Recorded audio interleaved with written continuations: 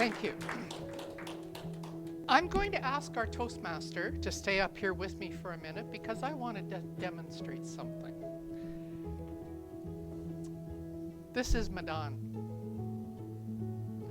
Or, I know you've heard me talk about a friend of mine from Toastmasters that started his Toastmaster journey in Nepal.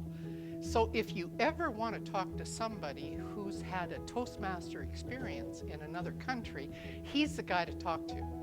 On top of that, I've never seen anybody in Toastmasters work as hard as he can and does for every single position that he takes on. He wants to be a professional speaker one day, and I really would like you to meet this guy because he's a good friend of mine. This is Madan Bhatta. Okay, now which of those two introductions was more interesting and actually made you want to meet Madan? Right? Well, thank you, David. Is this thing working? I can't tell. Good, okay. All right, now, knowing how to do a really good introduction is something that would be a benefit to every single one of you in pretty much every aspect of your life. And I'm hoping this evening to give you a few tips on that. Imagine being called upon to introduce, I don't know, the CEO at a work conference. Or maybe you've been asked to MC a wedding as a family event. Or just being able to do a good introduction on a social level. It really is an art, and it's one that you can all master. It's quite simple. And in fact, if you want to see somebody that's done it really well, our Toastmaster here this evening has done an exemplary job of introducing everybody that's come up here on stage. And here's why. Now, you could Google how to do an introduction and get about 1.5 million hits on that. There's so many different formats and templates and ways that you can do it.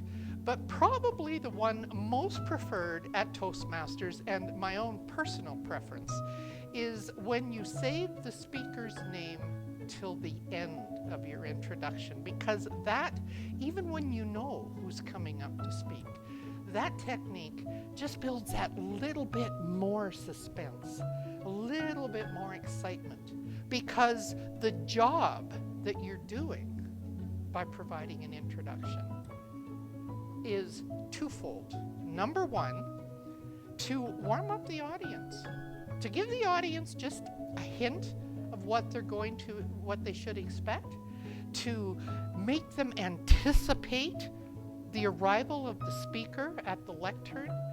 And the other thing is for the speaker's benefit.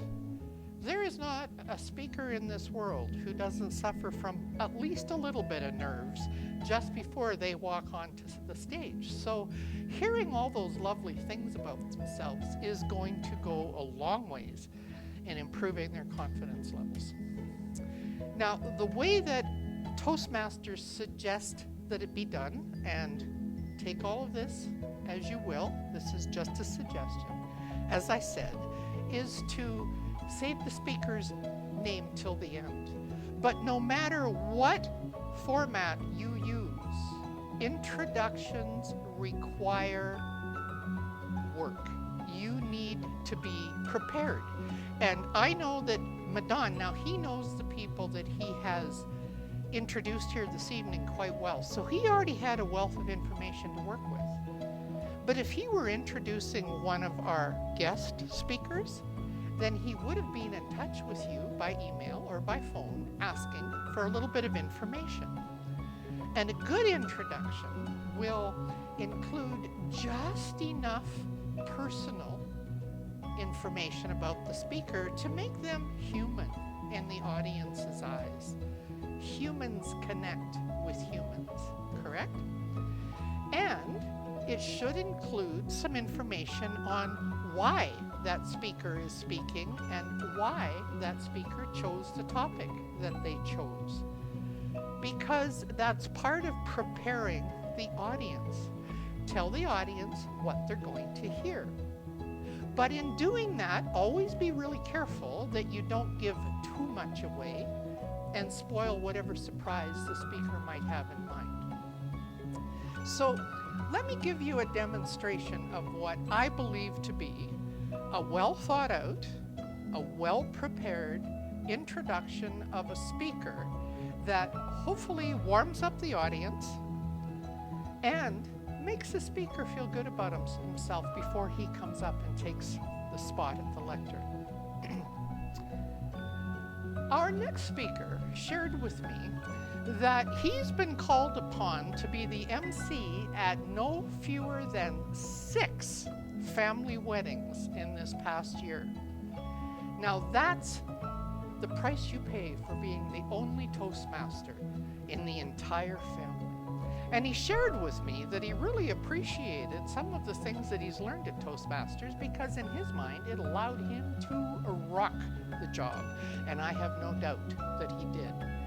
He's been a Toastmaster for a good many years, and I'm sure that everybody at each one of those weddings saw him shine.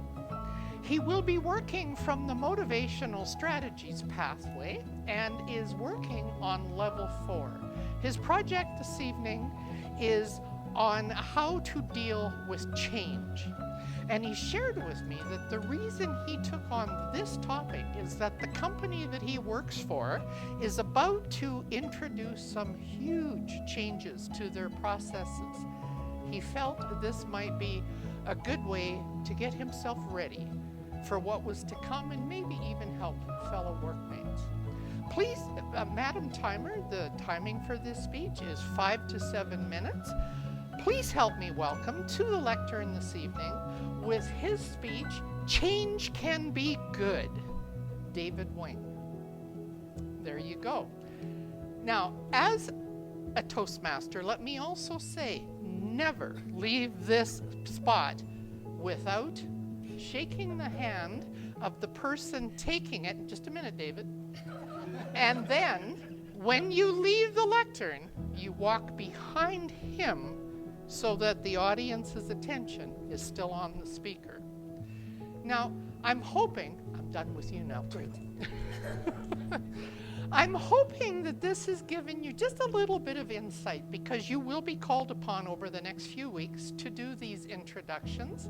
And I'm hoping that you remember, always tell the audience something personal about the speaker. Always tell the audience why the speaker chose this topic. That will help you incorporate something personal into your introduction. You will be successful, and as you build these skills, you're going to see a change in how you deal with other parts of your life. Mr. Toastmaster.